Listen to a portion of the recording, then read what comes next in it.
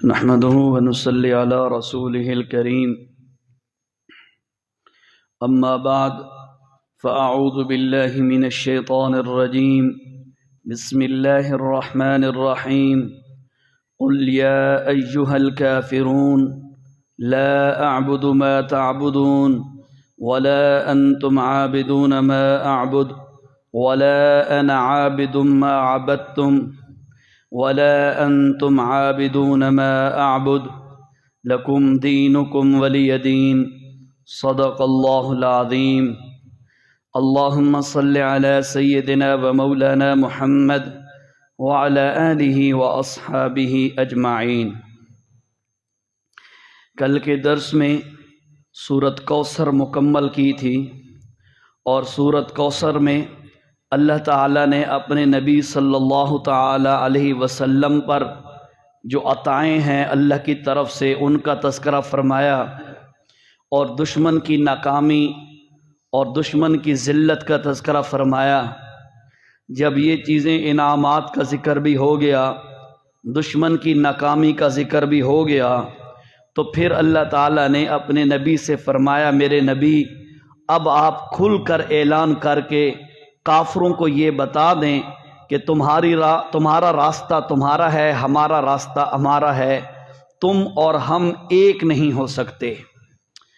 اصل میں مشرکین مکہ حضور صلی اللہ علیہ وسلم کے خلاف پلاننگز اور منصوبے بنا کے جب ہر طرف سے ناکام ہوئے، تو انہوں نے پھر ابو جہل، ابو لہب، عاص بن وائل اور حضرت عباس، ان چار بندوں کو حضور صلی اللہ علیہ وسلم کے پاس بھیجا، اور ان کو کہا کہ آپ حضور صلی اللہ علیہ وسلم سے یہ بات کہیں کہ اگر آپ ہمارے معبودوں کے بارے میں بات کرنا چھوڑ دیں اور ہم تیرے خلاف اور مخالفت کرنا چھوڑ دیں گے، اور اگر آپ چاہتے ہیں کہ ہم آپ کو کوئی رشتہ دیں، اعلیٰ قسم کا رشتہ دینے کے لیے بھی تیار ہیں، مال و دولت چاہیے تو وہ دینے کے لیے بھی تیار ہیں، اگر علاقے کی جو ہے چودراہٹ اور عہدہ مانگتے ہو تو وہ بھی دینے کے لیے تیار ہیں۔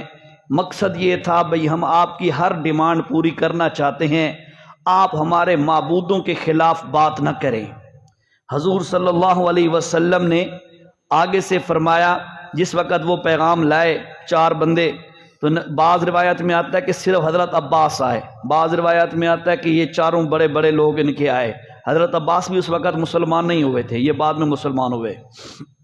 تو جب یہ آئے تو نبی کریم صلی اللہ علیہ وسلم نے صریح انکار کر دیا کہ مجھے کوئی طمع لالچ نہیں ہے، بس میں تو یہ چاہتا ہوں کہ تم ہلاکت سے بچ جاؤ، میں تو چاہتا ہوں کہ تم جہنم سے بچ جاؤ، دنیا آخرت کی تمہیں کامیابیاں مل جائیں۔ جس طرح نبی علیہ السلام نے ایک اور موقع پہ فرمایا، یا ابا سفیان جئتکم بکرامت الدنیا والآخرہ، اے ابو سفیان میں تمہیں دنیا آخرت کی عزت کی بات بتاؤں؟ ابو سفیان نے کہا جی جی کیوں نہ بتائیے، اس وقت مسلمان نہیں ہوئے تھے۔ تو ابو سفیان رضی اللہ تعالیٰ عنہ تو فرمایا کہ میں تمہیں دنیا آخرت کی کامیابی کی بات نہ بتاؤں، عزت کی بات نہ بتاؤں؟ تو جی جی کیوں نہ بتائیے۔ تو نبی علیہ السلام نے فرمایا قل لا الہ الا اللہ، لا الہ الا اللہ پڑھ لے، دنیا کی بھی عزت ہے، آخرت کی بھی عزت ہے۔ تو بہرحال مختصر ہی ہے، نبی علیہ السلام نے جب صریح انکار کر دیا تو انہوں نے پھر یہ واپس چلے گئے، پھر انہوں نے دوبارہ ایک مطالبہ رکھا، بھئی اگر آپ ہماری یہ ڈیمانڈ پوری نہیں کرتے، آپ ہمارے بتوں کے خلاف بات کرنے سے نہیں رکتے، تو اب آپ ایسا کریں، ایک بات پہ تو ہمارے ساتھ اتفاق کر لیں۔ نبی علیہ السلام کے پاس کہے ایک بات پر تو آپ ہمارے ساتھ اتفاق کر لیں۔ جی کہنے لگے جی آپ ایسا کریں، 1 سال صرف آپ ہمارے معبودوں کی عبادت کر لیں، یہ جو لات منات عزا عصاف نائلہ فلاں فلاں فلاں ہیں، آپ ان کی 1 سال عبادت کر لیں، اور 1 سال ہم آپ کی عبادت کریں گے۔ آپ ہمارے ساتھ کوآپریٹ کریں، ہم آپ کے ساتھ کوآپریٹ کرتے ہیں، ایک دوسرے کے ساتھ تعاون سے چلیں گے تو جو ہے نا ہمارا نظام اچھا چلے گا، پرسکون چلے گا۔ یہ کافروں کی سوچ ہوتی ہے، یاد رکھیں، یہ ذہن میں رکھیں کہ مشرکین کے ساتھ، کفار کے ساتھ، بتیوں کے ساتھ گھل مل کے رہنا، بھائی تساں ساڈے جنازے پڑھے اساں تواڈے جنازے پڑھساں، آپ ہماری فوتگیوں پہ آنا، ہم تمہارے کلوں پہ آئیں گے، آپ ہمارے رسم و رواج میں آنا، ہم تمہارے، یہ کفریہ سوچ ہے، مسلمانوں کی سوچ نہیں ہے۔ مسلمانوں کی سوچ کیا ہے یہ سورت بتا رہی ہے، یہ سورت اب بتائے گی کیا سوچ ہونی چاہیے مسلمان کی۔ اسی طرح سورت زمر کے اندر بھی 24ویں پارے میں بھی اللہ تعالیٰ نے کوئی ایسا ہی ارشاد فرمایا ہے۔ میں آپ کو پہلے وہ حوالہ دے دوں نا تاکہ آپ کے ذہن میں بات آ جائے کہ ایک مومن کی سوچ کیسی ہونی چاہیے۔ یہ ہے جی سورت زمر کا آخری رکوع شروع ہو رہا ہے اور آیت نمبر 46 ہے جی، آیت نمبر 64 ہے جی۔ فرمایا قل، میرے نبی آپ اعلان کریں اور ان کو کہہ دیں، افغیر اللہ تأمرونی اعبد ایھا الجاہلون، او جاہلو تم مجھے کہتے ہو کہ میں اللہ کے علاوہ کسی اور کی عبادت کروں؟ تم مجھے کہتے ہو، سنو تمہارا الہ تمہارے ہوں گے، ہمارا الہ ایک اللہ ہے۔ یہ مومن کی سوچ ہے جو اللہ نے اپنے نبی کے ذریعے سے بتائی۔ ادھر بھی ایسی ہے، قل، میرے نبی آپ اعلان کریں، یا ایھا الکافرون، او کافرو تم مجھے کہتے ہو کہ ایک سال میں تمہارے معبودوں کی عبادت کروں اور پھر تم میرے معبود کی عبادت کرو گے۔ سنو، لا اعبدو، میں کبھی بھی عبادت نہیں کرتا، لا اعبدو، میں کبھی بھی عبادت نہیں کروں گا، ما تعبدون، جن کی تم عبادت کرتے ہو۔ یہ سوچ بھی دماغ سے نکال لو کہ تم جن کو اللہ کا شریک بناتے ہو میں بھی شریک بنانے لگ جاؤں، ایسا ہو ہی نہیں سکتا۔ اور سنو، تمہاری جو خباستیں ہیں، یہ جو تمہاری حرکتیں ہیں، ولا انتم عابدون ما اعبد، اور سنو فرمایا ولا انتم عابدون، اور نہ تم جن کی عبادت کرتے ہو، ما اعبدو، میں یعنی توجہ سے بار بار ریپیٹ کیا جملے کو، لا اعبدو، میں عبادت نہیں کرتا، ما تعبدون، جن کی تم عبادت کرتے ہو۔ پھر سنو، ولا انتم عابدون، جن کی تم عبادت کرتے ہو نا، ولا انتم عابدون ما اعبد، فرمایا ولا انتم عابدون، تم عبادت کرنے والے نہیں ہو، ما اعبد، جس کی میں عبادت کرتا ہوں۔ کیا مطلب؟ جس کی تم عبادت کرتے ہو، ما تعبدون، لا اعبد، میں اس کی عبادت نہیں کرتا، اور جن کی میں عبادت کرتا ہوں نا، ولا انتم عابدون، تم اس اللہ کی عبادت کرنے کے لیے تیار نہیں ہوگے کبھی بھی۔ مشرک کو جب شرک کی لت پڑ جاتی ہے پھر وہ ایک اللہ کی عبادت پر بڑا اوکھا ہی ہوتا ہے، اس کو سمجھ نہیں آتی۔ کیوں؟ مولانا حسین علی رحمۃ اللہ تعالی علیہ فرمایا کرتے تھے کہ لوگوں رب رسے تے مت خسے، جس وقت رب ناراض ہو جاتا ہے بندے کی سوچ چلی جاتی ہے، پھر نہیں سمجھ آتی میں کیا کر رہا ہوں۔ تو فرمایا لا اعبدو، میں عبادت نہیں کرتا، نہیں کروں گا، ما تعبدون، جن کی تم عبادت کرتے ہو، ولا انتم عابدون، اور تم بھی عبادت کرنے والے نہیں ہو، ما اعبد، جس کی میں محمد صلی اللہ علیہ وسلم عبادت کرتا ہوں۔ پھر دوبارہ فرمایا ولا انا عابد ما عبدتم، فرمایا ولا انتم عابدون ما اعبد، دوبارہ یہی باتیں دوبارہ ارشاد فرما دی کہ ولا انا عابد، ولا انا عابد، میں عبادت کرنے والا نہیں ہوں، ما عبدتم، جن کی تم عبادت کرتے ہو، ولا انتم عابدون، اور نہ تم عبادت کرنے والے ہو، ما اعبد، جس کی میں عبادت کرتا ہوں۔ کیا مطلب ہے؟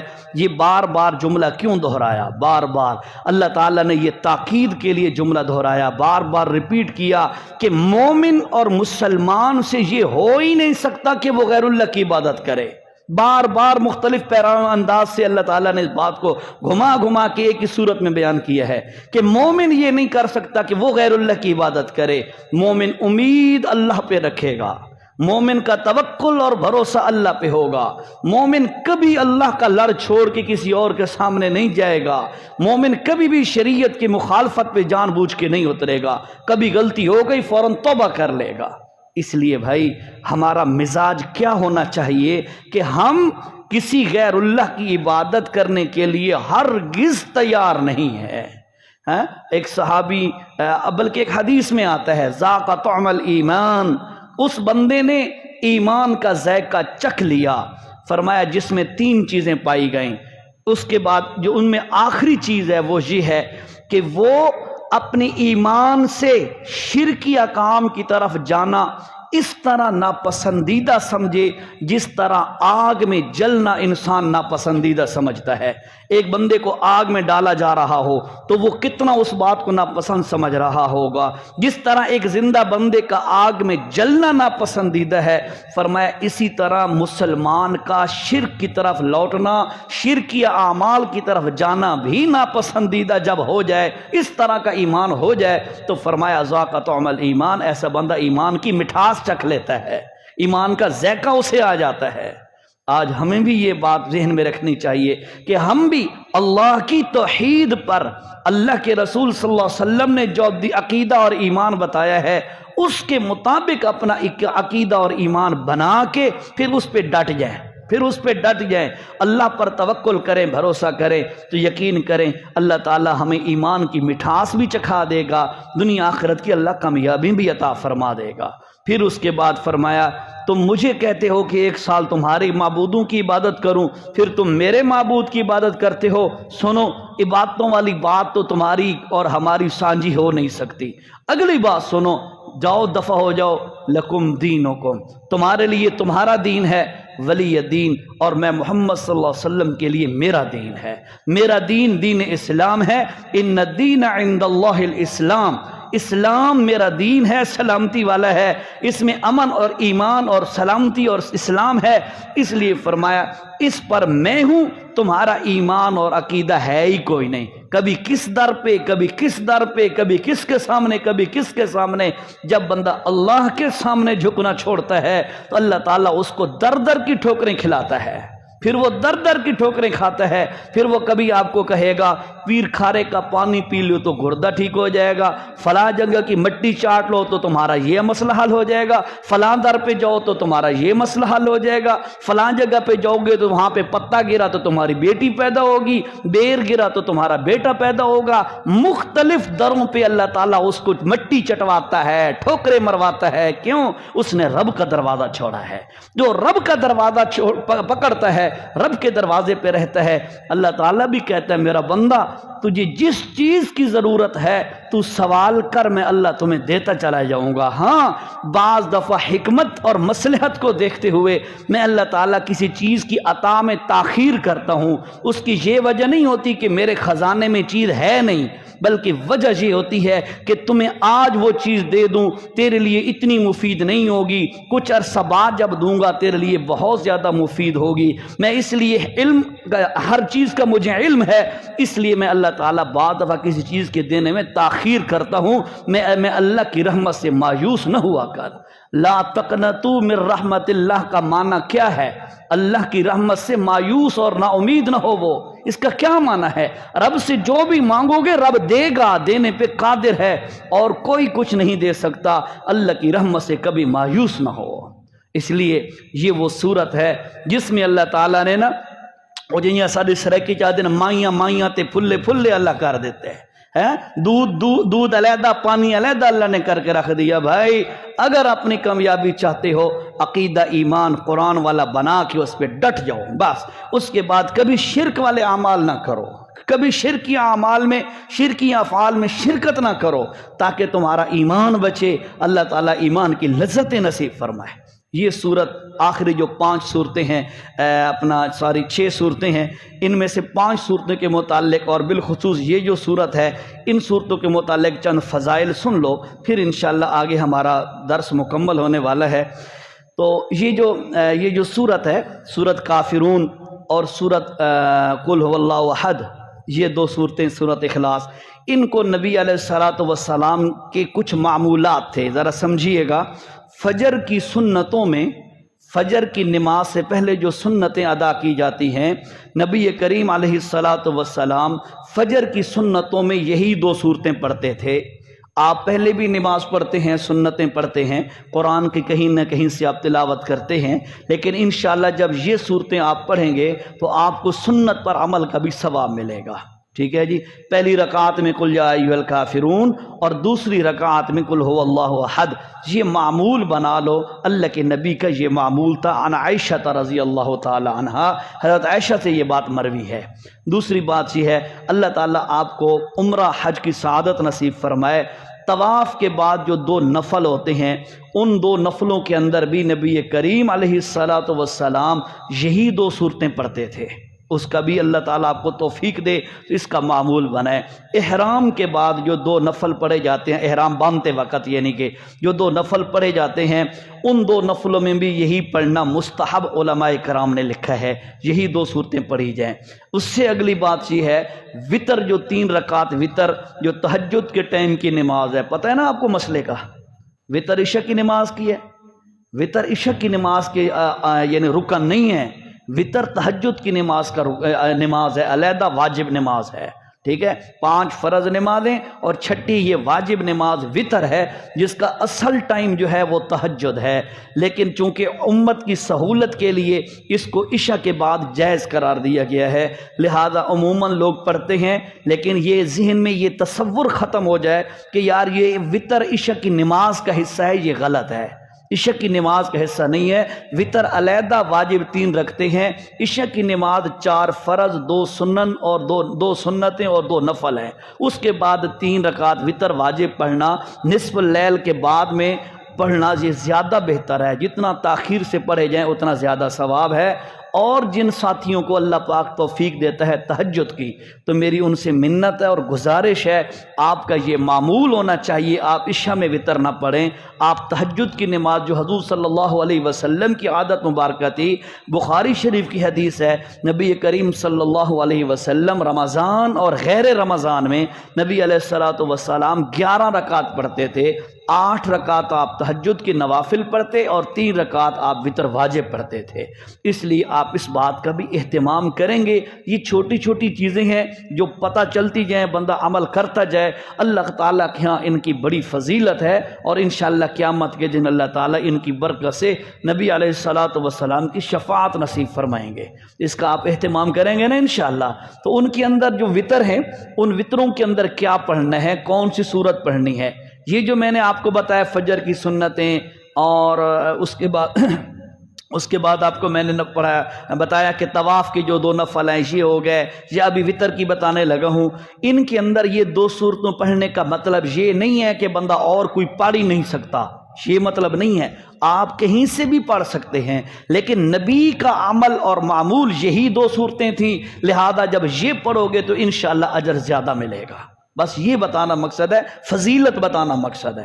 تو وطر کی جو 3 رکھتے ہیں ان کے اندر کیا پڑھی جائے، خاص طور پر حافظ صاحبان یہ سنیں، پہلی رکعت کے اندر سبح اسم ربک الاعلی جو سورت ہے وہ پڑھا کرتے تھے نبی علیہ الصلوۃ والسلام، دوسری رکعت میں سورت کافرون قل یا ایھا الکافرون، اور تیسری رکعت میں قل ھو اللہ احد۔ آپ صلی اللہ علیہ وسلم کا اکثر معمول یہی تھا، اس لیے جو ساتھی حافظ ہیں وہ تو لازمی اہتمام کریں اس بات کا، اور الحمدللہ 2019 سے لے کر آج تک میں ایسا ہی کر رہا ہوں، ٹھیک ہے؟ میری کوشش یہ ہوتی ہے کہ بندہ پہلے عمل کرے پھر لوگوں کو بتلائے، تو لہذا میرا عمل یہی ہے۔ میرا عمل کی کیا حیثیت ہے، مطلب ہے میں کوشش کرتا ہوں نقل کرنے کی نبی علیہ السلام کی، ہاں کبھی ٹائم انتہائی بعض دفعہ شارٹ ہوتا ہے، صبح بندہ لیٹ اٹھتا ہے، جلدی 2-4 نفل پڑھ کے فوراً شارٹ کٹ میں 3 وطر پڑھ لیے، اس میں پھر مجبوری ہوتی ہے، ورنہ اکثر اوقات الحمدللہ میری یہی ترتیب ہے۔ کیوں کہ سنت عمل یہی ہے، پہلی رکعت میں سبح اسم ربک الاعلی، اور پھر اس کے بعد جو ہے دوسرے میں قل یا ایھا الکافرون، اور تیسری رکعت میں قل ھو اللہ احد، یہ پڑھی جائیں، یہ مسنون عمل ہے۔ ایک حدیث اور بھی سن لیں، حضرت جبیر، یہ مسند ابی یعلا کی حدیث ہے، حضرت جبیر رضی اللہ تعالی عنہ فرماتے ہیں کہ نبی کریم صلی اللہ تعالی، بڑی اہم حدیث ہے، بڑی اہم حدیث ہے، توجہ سے سنیے گا، نبی کریم صلی اللہ تعالی علیہ وسلم نے فرمایا، مفہوم حدیث یہ ہے، فرمایا یا جبیر، اے جبیر، میں تمہیں ایک چیز ایسی نہ بتاؤں کہ جب تم سفر میں نکلو تو تمہارے لیے سب سے زیادہ بہتر ہو، تمہارے لیے ہر اعتبار سے زیادہ بہتر ہو؟ تو حضرت جبیر فرماتے ہیں، میں نے عرض کی یا رسول اللہ آپ بتائیے گا۔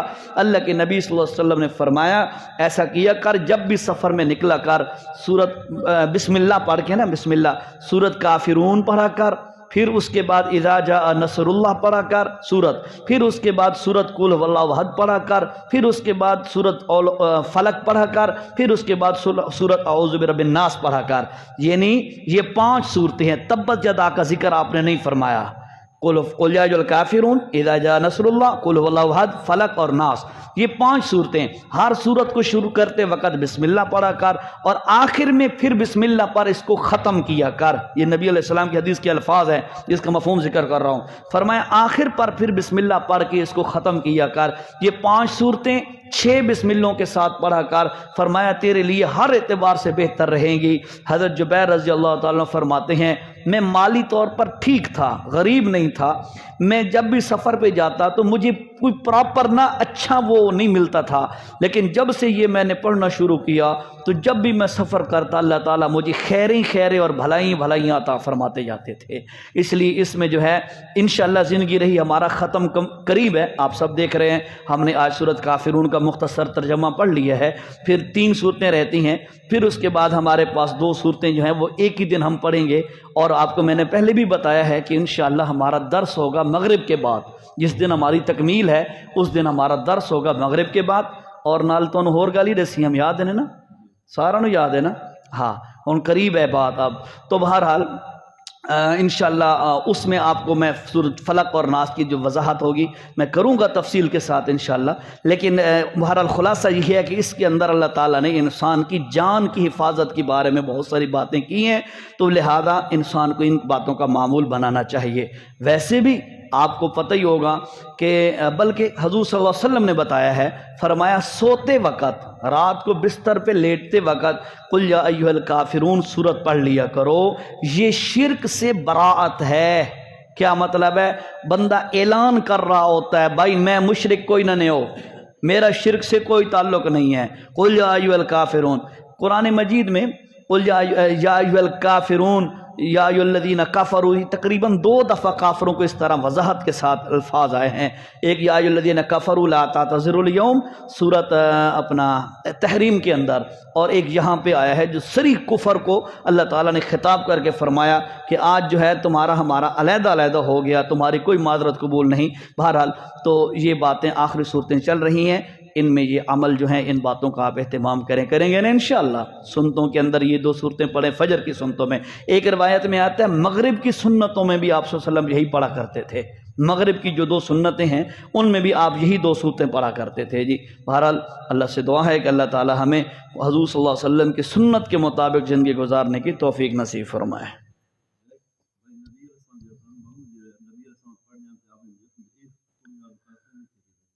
نہیں وہ کو نہیں. حضور صلی اللہ علیہ وسلم کا جو سوتے وقت کا معمول تھا پوری زندگی، اس میں آخری 3 صورتیں ہیں. جی قل هو اللہ احد بتا دوں یہ. اچھا یہ بھائی نے جو پوچھا ہے، حضور صلی اللہ علیہ وسلم کا معمول یہ تھا کہ نبی علیہ الصلوۃ والسلام سوتے وقت، جس وقت آپ بستر پہ لیٹتے تو اس وقت آپ صلی اللہ علیہ وسلم قل هو اللہ احد، قل اعوذ برب الفلق اور قل اعوذ برب الناس یہ ایک دفعہ پڑھتے، اور میری طرف اگر دیکھیں تو آپ صلی اللہ علیہ وسلم اس طرح ہاتھوں پہ پھونک مارتے، اور آپ صلی اللہ علیہ وسلم سر سے لے کر جہاں تک آپ کا ہاتھ مبارک جاتا آپ پورے جسم پہ پھیرتے. ایک دفعہ یہ کرتے، پھر دوبارہ کرتے، پھر سے بارہ کرتے، یعنی 3 دفعہ نبی علیہ السلام روزانہ یہ معمول کے ساتھ، یہ ترتیب کے ساتھ آپ عمل کرتے تھے. جس وقت آپ صلی اللہ علیہ وسلم شدید بیمار ہو گئے اور جو بیماری آپ کی وفات کا ذریعہ بنی، اس وقت آپ انتہائی جب کمزور تھے تو سیدہ عائشہ صدیقہ رضی اللہ تعالی عنہا نے حضور صلی اللہ علیہ وسلم کا وہ عمل جاری رکھنے کے لیے وہ 3 صورتیں 3 دفعہ پڑھی، اور نبی علیہ السلام کا ہاتھ مبارک پکڑ کر پھونک ماری، پھر نبی کا ہاتھ مبارک نبی کے جسم مبارک پر پھیرا. اس سے یہ ثابت ہوا کہ یہ عمل بہت اہم ہے، اس پر جو ہے کوشش کریں عمل پیرا ہوں. سوتے وقت انسان غافل ہوتا ہے، جاگتے ہوئے تو پھر بھی کچھ نہ کچھ بندہ دیکھ سکتا ہے، نقصان دہ چیزوں سے اپنا دفاع کر سکتا ہے. سوتے وقت انسان بالکل خوابی کی حالت میں ہوتا ہے تو اس وقت جو ہے انسان اپنا دفاع نہیں کر سکتا. تو یہ 3 صورتیں 3 دفعہ پڑھ کر اپنے آپ کو دم کر کے سوئیں گے تو انشاءاللہ یہ جو جن ہے، یہ جو بلائیں ہیں، مصیبتیں ہیں، کوئی نقصان دہ چیز ہے، ان تمام تر چیزوں سے آپ محفوظ سوئیں گے انشاءاللہ. ٹھیک ہے نا جی، اس پر بھی عمل کریں گے. الحمدللہ رب العالمین والصلاة والسلام علی اشرف الانبیاء والمرسلین وعلی آلہ واصحابہ اجمعین. اللہم انک عفو کریم تحب العفو فاعف عنا یا رحیم یا کریم. ربنا آتنا فی الدنیا حسنہ وفي الآخرة حسنة وقنا عذاب النار.